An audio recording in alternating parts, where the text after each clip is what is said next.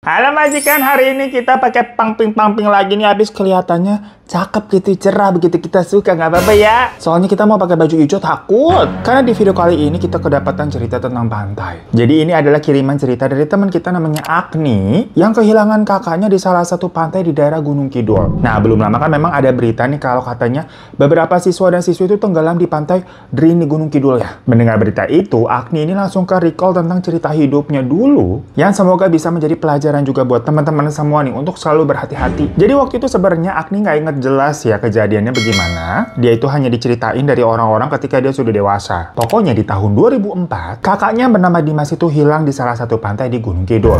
FYI aja, pantai di Gunung Kidul itu ada banyak, gengs. Kurang lebih ada 10 pantai. Tapi memang Agni ini meminta untuk tidak menyebutkan spesifik nama pantainya. Yang jelas, hampir semua pantai yang ada di sana, itu ada bagian yang berbahaya yang biasa disebut dengan rip current. Jadi rip current itu adalah arus kuat yang mengalir menjauhi pantai menuju laut lepas. Arus ini dibilang berbahaya karena secara kasat mata terlihat tenang dibandingkan dengan bagian yang lain yang mungkin lebih berombak. Tapi sebenarnya di dalamnya itu arusnya sangat kuat yang bisa menyeret para perenang dalam waktu yang singkat. Jadi ini semacam arus mematikan namanya, makanya rip current. Nah, Agni sekeluarga memang asli orang Gunung Kidul ya. Ya waktu itu tuh Agni berusia 6 tahun dan kakaknya Dimas 11 tahun. Pokoknya yang Agni ingat, dia tuh lagi nonton di TV, tahu-tahu banyak tetangga yang datang ke rumahnya memberitahu katanya Dimas terseret ombak. Dan Agni melihat ibu sama bapaknya tuh nangis-nangis kejar. Dan selama beberapa hari rumah juga banyak didatengin orang segala macam tuh. Ya setelah Agni besar, dia baru tahu kalau orang-orang itu adalah ya tim SAR beserta kepolisian. Pokoknya dari cerita orang tuanya maupun dari tetangga, hari itu katanya Dimas memang pamit sama teman-teman atau anak-anak tetangga lainnya tuh untuk main. Cuman nggak bilang mau main di pantai, bilangnya mau main aja udah. Yang mana dari rumah mereka ke daerah pantai itu cukup dekat, bisa ditempuh jalan kaki walaupun ya nggak deket-deket banget. Tapi buat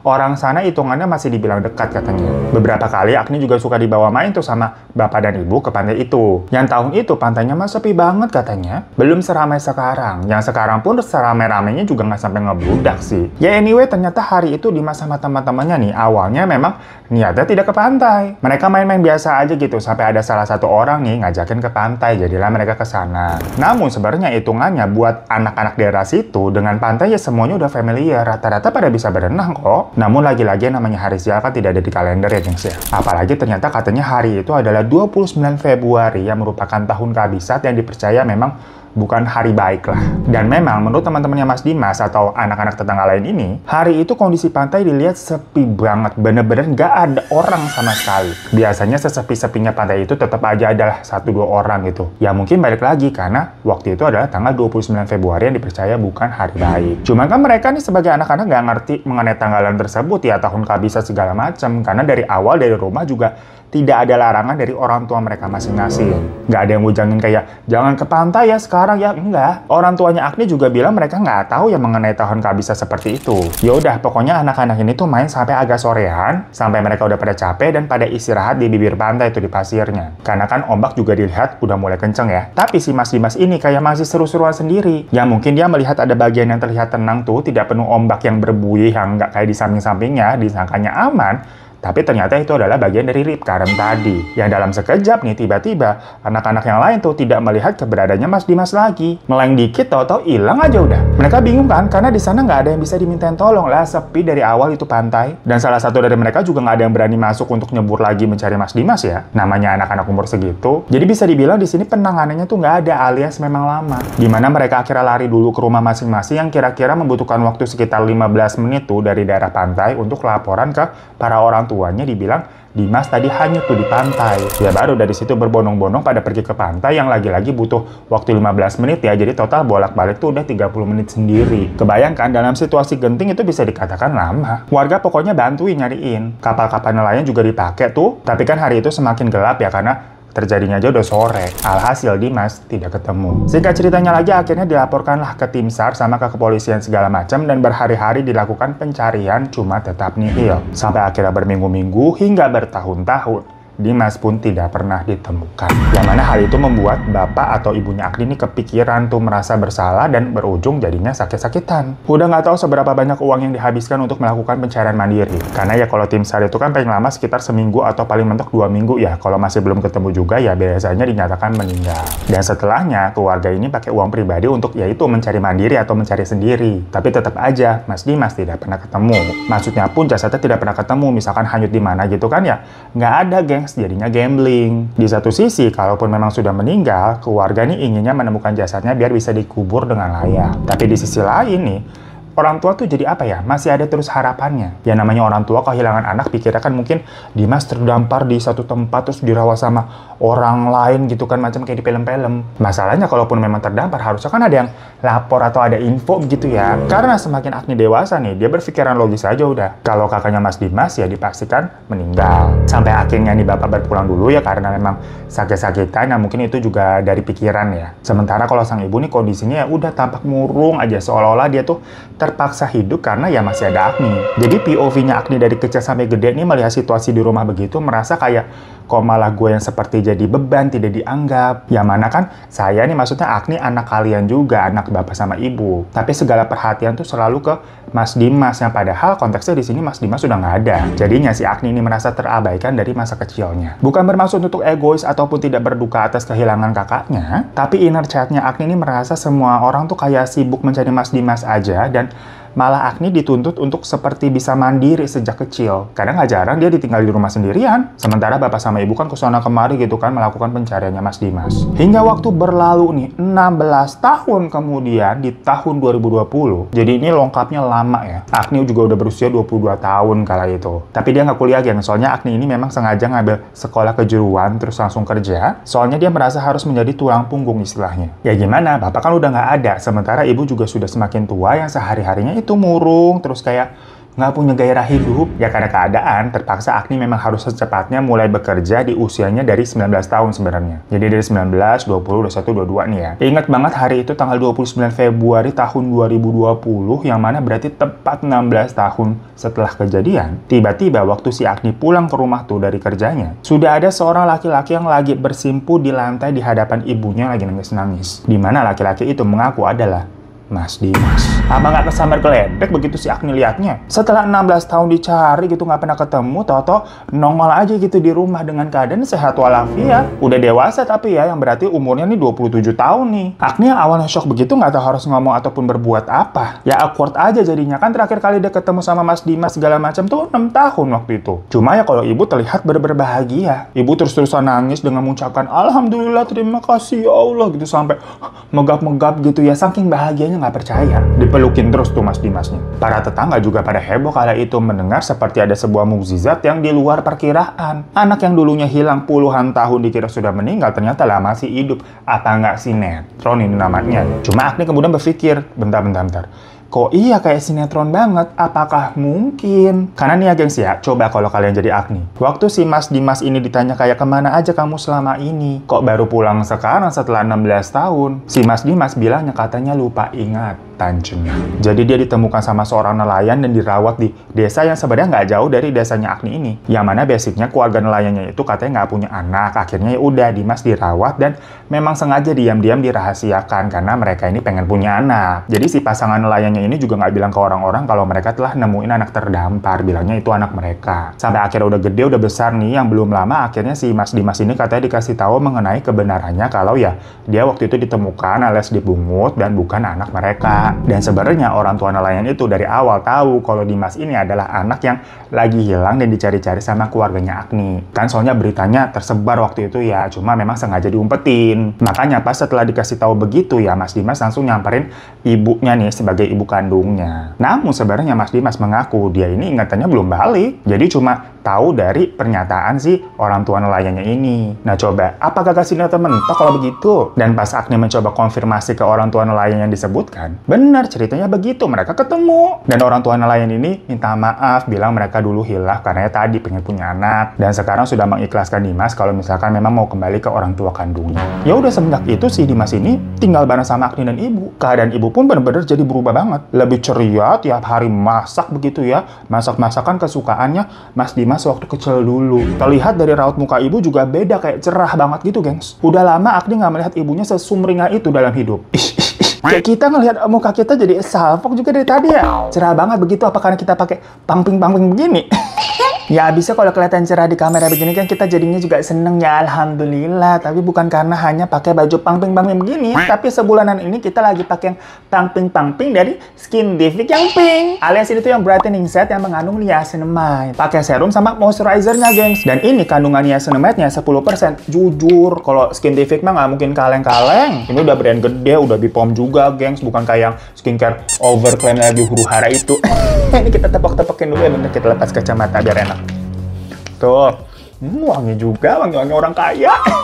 Jadi buat kalian yang merasa kulitnya lagi kayak kusam gitu, susah cerahnya, udah pakainya Skintific aja yang warna pink ini ya, karena memang khusus untuk mencerahkan. Jangan pakai yang skincare aneh-aneh, udah yang jelas aja udah Bipom gitu, apalagi Skintific kan brandnya udah gede. Dan ini beneran bisa ngasih efek tuh, brightening-nya tuh kelihatan gitu, nyata kita aja. Kalian lihat kan tuh? Nih kita kasih before afternya deh sebulan lalu sama sekarang nih. Nah mumpung nih lagi ada promo 200.000 dapat 2 set ini, kata gua mah check out sekarang langsung. Ada di keranjang YouTube di bawah. Kalian pakai dari sekarang karena kan sebentar lagi nih bulan puasa nih. Jadi bisa bertahap cerahnya nanti sampai pas lebaran. Ya semua butuh proses, gengs, gak ada yang instan. Kalau skincare yang janjiin putihnya tuh instan segala macam mah harus dipertanyakan kandungannya itu, takutnya bahaya. Yang ada muka lu bukannya cerah tapi rusak. Ih takut. Udah paling benar pakainya dari brand-brand besar terpercaya dan gak usah aneh-aneh lah. Salah satunya ini Skintific beneran ngaruh, gengs, yang brightening dengan niacinamide ya.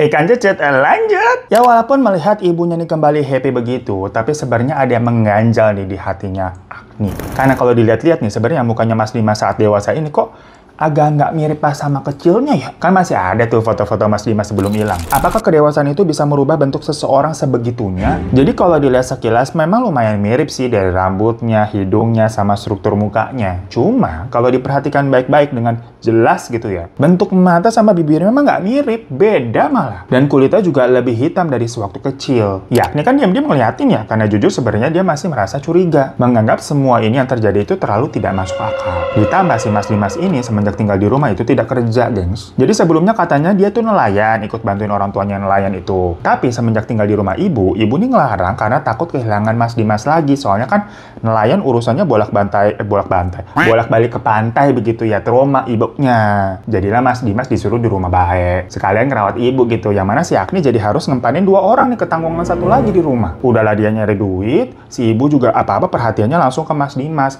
Masak-masakan semuanya seleranya kesukaannya Mas Dimas. Ya dari situ si Agni ke-trigger lagi nih tentang masa kecilnya dulu yang memang semua perhatian tertuju itu ada bel, tentong, ya paket. Bentar kita ngambil paket dulu ya. Maaf ya intermezzo, ada paket tadi nih. Makanya kalian follow Instagram kita tiap hari unboxing spill-spill apaan begitu ya.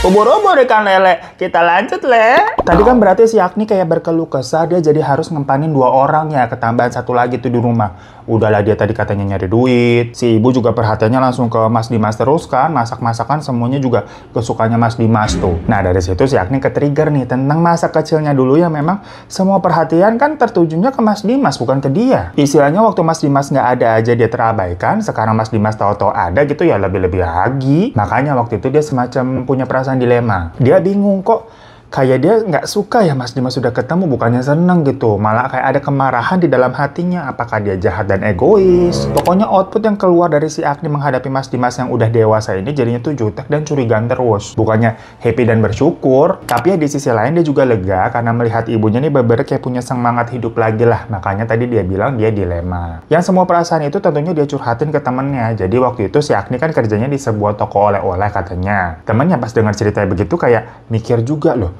mukjizat tapi cukup aneh ya, pakai segala hilang ingatan gitu, beneran macam kayak di sinetron. Tapi kan udah dikonfirmasi juga ke orang tua yang nelayan itu, katanya benar begitu memang ceritanya. Apa jangan-jangan waktu si Mas Dimas tenggelam dia diselamatin sama penunggu laut kali ya? Pokoknya disangkut-sangkutin sama hal-hal mistis. Habis ya memang semenjak Mas Dimas ini tinggal di rumah, ada kejadian-kejadian aneh menurut Agni. Awalnya nih setiap malam si Agni suka mendengar Mas Dimas ini kayak ngomong sama seseorang gitu di kamar. Dan ngomongnya kayak bisik-bisik. Dikira mungkin lagi teleponan sama siapa kali ya. Namun di malam-malam selanjutnya nih, karena memang kepo si Agni, dia sempat nguping tuh sampai nempelin telinganya di daun pintu. Mau tahu dia si Mas Dimas ini teleponan sama siapa dan ngomongin apa sih. Yang pas si Agni nguping nih, terdengar ada suara orang lain, namanya itu bukan suaranya Mas Dimas. Jadi kayak memang ada dua orang di dalam kamar itu, dua orang dengan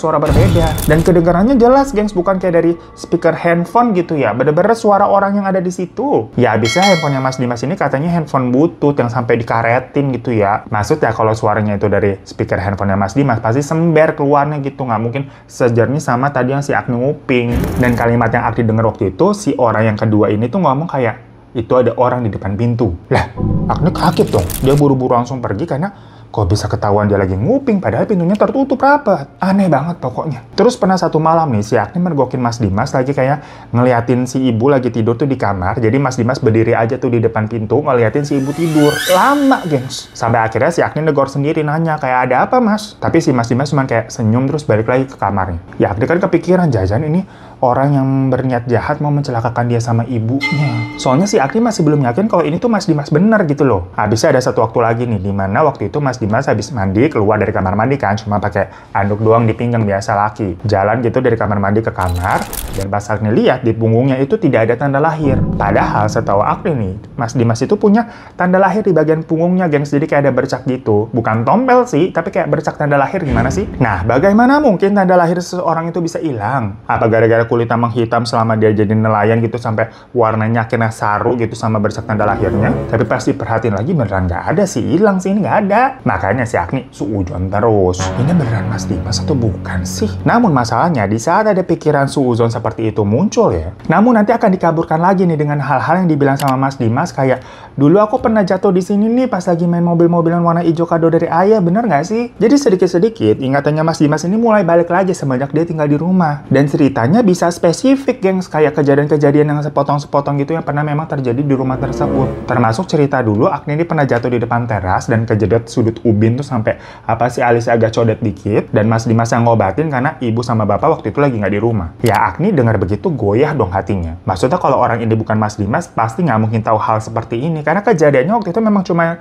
Agni sama Mas Dimas doang yang ngalamin dan tahu. Ya kalau ibu sendiri pokoknya makin happy lah karena sedikit demi sedikit berarti memorinya Mas Dimas nih balik. Tapi gongnya nih waktu itu ada kejadian uangnya Agni yang dia simpan di dalam lemarinya hilang. Ya tersangkanya siapa lagi? Di rumah itu cuma ada 3 orang, dia, ibu, sama Mas Dimas. Agni langsung marah-marah dan nuduh Mas Dimas dong yang telah mengambilnya. Dia nggak rela uang yang dia tabung sedikit demi sedikit bertahun-tahun hilang begitu aja dicuri. Ya cuma Mas Dimas nggak ngaku. Dia bilang, enggak, aku nggak pernah masuk-masuk ke kamar kamu kok. Dan ibu pun belain kayak, iya Mas Dimas nggak pernah masuk-masuk ke kamar kamu kok. Ya tapi abis siapa lagi tersangkanya? Namun keadaannya waktu si Agni sadar kalau uangnya hilang, dia tuh ceritanya baru balik pulang kerja tuh sore-sore. Pintu kamarnya sih terlihat memang tertutup. Tapi pas dia masuk, jendelanya kebuka lebar. Jadi jendelanya itu tuh tipe jendela kayu yang ada ventilasinya bolong-bolong gitu, gengs. Dan kalau dibuka, pelong aja gitu, nggak ada tralisnya memang. Dan kalau Agni pergi, pasti jendelanya tuh ditutup sama dia dan diselot. Malah sebenarnya dia juga jarang buka jendelanya sih, karena dari jendelanya sendiri udah ada ventilasinya gitu bolong-bolong, tanpa perlu dibuka udara juga akan masuk. Nah hari itu tahu-tahu pas masuk kan dia lihat jendelanya udah kebuka blong nih, langsung was-was tuh dia ngecek tabungannya di lemari, bener udah gone hilang. Pokoknya si Agni sampai nangis-nangis tuh waktu itu, ngurung diri aja di kamar. Tiba-tiba ada suara dari balik jendela yang bilang, maaf ya dek, nanti kakak ganti. Tapi Agni nggak tahu itu suara siapa, karena pas dia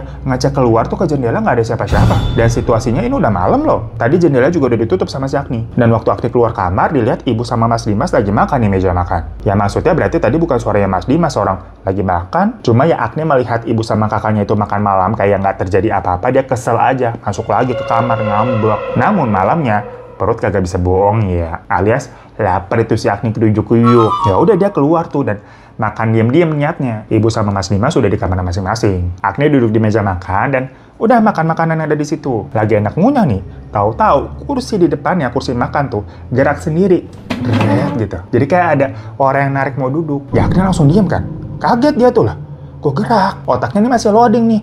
Apa tadi ketendang kakinya? Soalnya bener-bener di hadapannya langsung gitu lah. Hadap-hadapan mungkin ketendang kegeser sama kakinya. Dia celingak-celinguk tuh. Rumahnya sepi kan? Dia berusaha mikir kayak, ketendang tadi kali jadinya kegeser. Tapi apa ya kegeser ya? Karena bingung tuh, agak ketakutan juga. Jadi dia buru-buru makannya, nggak habis, langsung berdiri tuh, piringnya dia bawa ke dapur buat dicuci. Masih ada sisa lumayan banyak nasinya. Pas lagi jalan ke dapur, tiba-tiba dari belakang tuh, atau dari arah meja makan, ada suara. Jangan buang-buang nasi, nanti dimarahin ibu. Suara itu jelas banget dan tiba-tiba Agni kayak mengenali suara tersebut. Dimana suaranya itu sama kayak suara yang tadi didengar dari jendela. Yaitu suara Mas Dimas dulu. Si Agni masih bisa inget. Tapi pas Agni balik badan, ya nggak ada siapa-siapa di meja makan. Agni merinding ketakutan tuh. Dia buru-buru ke dapur, naruh piringnya di tempat cuci piring, dan pergi ke kamar lagi nutup pintu. Mikir kan tadi dia, beneran jelas banget suaranya. Tiba-tiba ada yang ngetok pintunya. Dari dalam kamar si Agni kan nanya, siapa? Maksudnya Mas Dimas atau Ibu? Dijawab, Mas Dimas. Tapi suaranya sama kayak yang suara barusan tadi tuh. Jadi bukan suaranya Mas Dimas yang udah gede ini yang ada di kamar sebelah ya.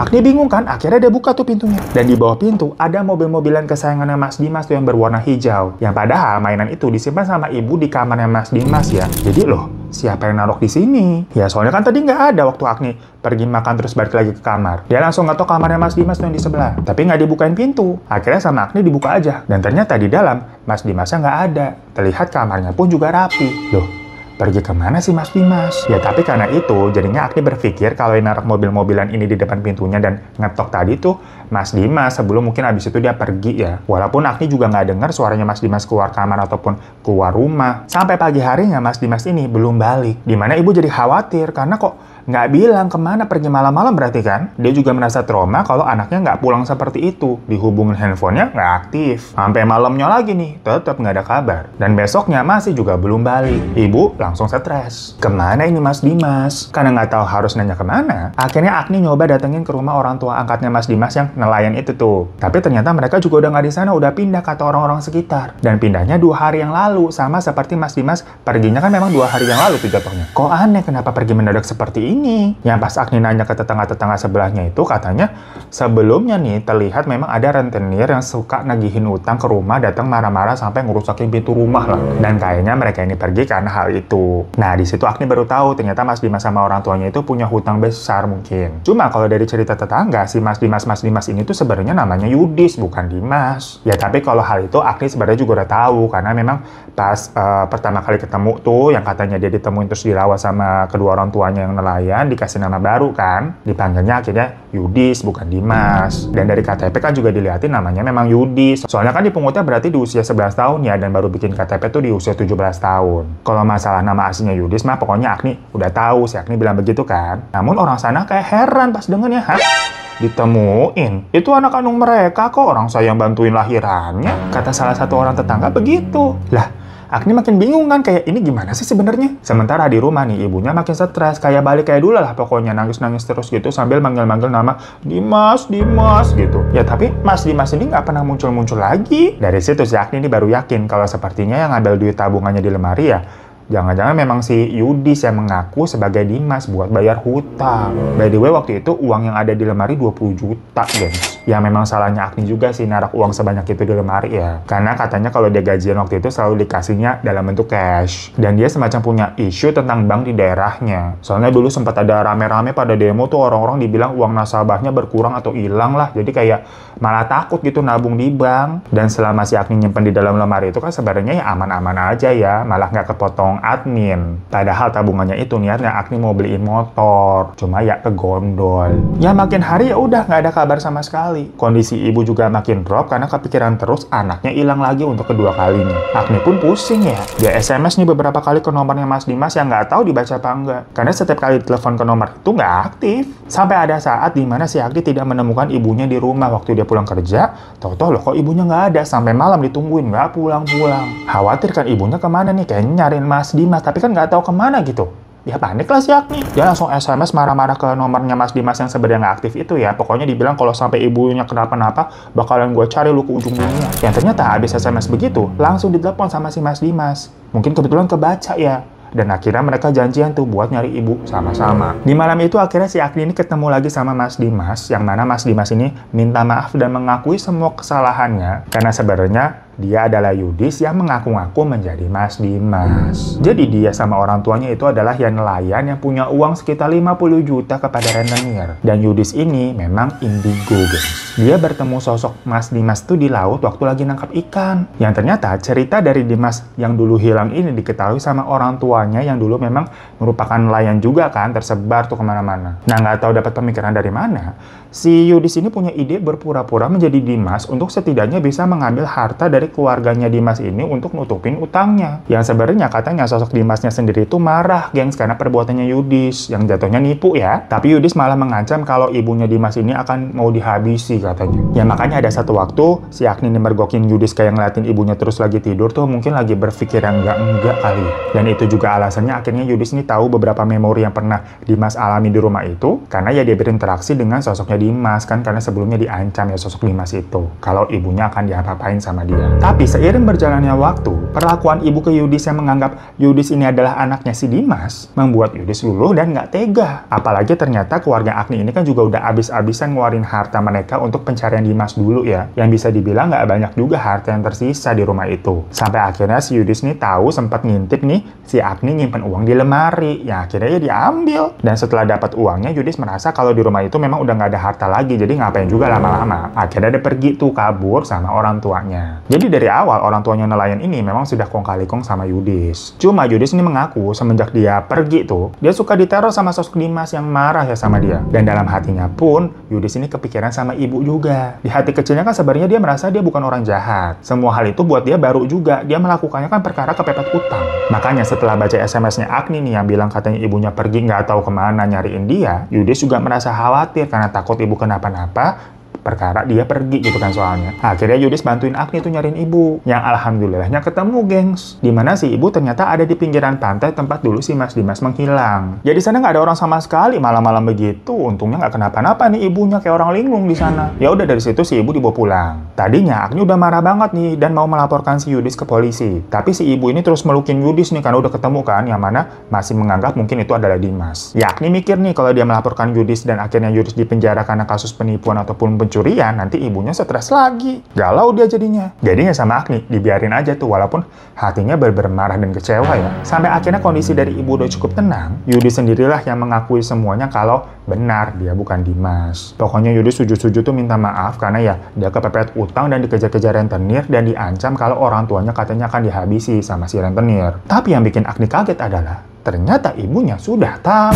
Dimana waktu ibunya ngelihat memang tidak ada tanda lahir di punggungnya si Yudis, dia tahu kalau Yudis ini bukanlah Dimas. Namun, si ibu itu katanya sering melihat sosok Dimas di rumah semenjak kedatangan Yudis. Yang mana itu membuat ibunya senang. Karena merasa mungkin sosok Dimas ini mengikuti atau bahkan masuk ke dalam tubuhnya Yudis. Dan hal itu benar karena menurut pengakuan Yudis sebelumnya kan memang seperti itu juga. Dia berinteraksi dengan sosok Dimas. Makanya pas Yudis hilang, ibunya ini ke pantai ya, maksudnya nyari sosok Dimas apakah balik lagi ke pantai sana gitu loh. Yudis pokoknya bilang sebenarnya membuat sosok Dimas ini tuh masih belum tenang adalah ya karena si ibunya ini yang masih berkesedihan dan jadinya tuh sosok Dimas masih kepikiran. Makanya Yudis meminta untuk ibu nih bisa mengikhlaskan Dimas. Dan Yudis juga bilang kalau katanya Mas Dimas itu minta maaf kepada Agni nih, karena Agni mungkin merasa jadi diabaikan. Pokoknya sebenarnya Mas Dimas ini sayang sama Agni. Yang waktu dulu, waktu kecil, memang si Mas Dimas ini selalu kayak jagain Agni, gengs. Macam kayak kakak cowok yang jagain adik ceweknya gimana sih? Ya makanya si Agni ini semacam kayak punya love and hate relationship gitu kepada kakaknya. Di satu sisi kakaknya memang baik banget ke dia, tapi semenjak hilang kan semua orang fokusnya jadi seputar ke Mas Dimas terus ya, yang membuat Agni ini merasa diabaikan. Ya udah setelah pengakuan itu, Yudis pamit untuk pergi. Dia pun juga berjanji untuk mencoba menemukan jasadnya Dimas yang udah bertahun-tahun ya, mungkin masih ada tulangnya segala macam di tempat dia tuh bertemu sama Dimas di tengah laut. Namun memang sayangnya pada akhirnya tetap tidak bisa ditemukan, gengs. Tapi sebelum Yudis ini pamit, ibu ini sempat berucap kalau Yudis ini juga udah jadi anak ibu. Jadi kalau kamu mau pulang ke rumah kapanpun, pintu akan tetap selalu terbuka untukmu. Dan semenjak itu pokoknya Mas Yudis ini sempat hilang lagi tuh, nggak ada kabar. juga. Karena kan di 2020 sempat COVID juga ya. Barulah di tahun 2024 kemarin, tahu-tahu Mas Yudis muncul lagi nih untuk silaturahmi. Uang Agni yang sempat dia ambil yang 20 juta tuh juga akhirnya dia balikin. Ya mungkin karena time healing juga ya, jadinya pada saat ketemu tahun kemarin, Agni ini udah nggak punya perasaan marah kepada Yudis. Karena memang semenjak yang terakhir kali Yudis ini pamit, kondisi ibu juga jadi jauh lebih baik. Ya mungkin ibu juga akhirnya berusaha untuk ikhlas setelah kayak disadarkan ya. Dan kembali jadi apa ya, kalem, lebih seger gitu loh. Agni juga merasa lebih diperhatikan sama ibu karena jadi suka masakin kesukaan Agni tuh masak-masakannya. Nggak jarang ibu sampai nanya kayak mau dimasakin apa hari ini. Yang sebelumnya mah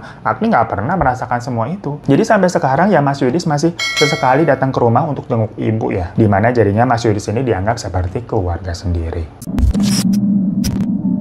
Saya itu majikan cerita dari Agni yang lagi-lagi ini cerita setannya nggak dak-der-dor ya. Cuma seneng aja kita bacain cerita kalau happy ending begini gitu. Lagi pengen yang cerah-cerah aja ceritanya. Jangan yang suram-suram mulu. Makanya kita juga pakai pang-ping-pang-ping nih biar cerah.